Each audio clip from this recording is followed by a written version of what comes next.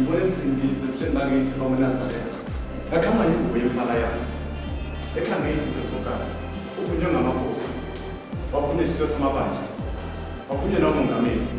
Simbone esithiwa phambi kwesihlalo sobukhosi ukhozi ingcwele. Ufike eMpumalanga bakhosi ingcwele. Wafike eNtshonalanga bakhosi ingcwele. Wafike eMapondweni bakhosi ingcwele. Ufike noma bathi ufike lo nguyebo. Bathi ufike indothanda izizwe. Bathi ufike ilandela izizwe. Wayeshiya uJesu Kristu. Wathi akasoze ashiya sodwa. Yosibenzela. Umprofethi unjengaye. Kepha wafika inkantolo lapho khona amajaji emjaji ngokwenza abantu. Ngisho ngithi indidala amajaji ezinkantolo. Kepha imsebenzi yakhe yamangaza. Ngisho umthombo kuzo zonke izizwe.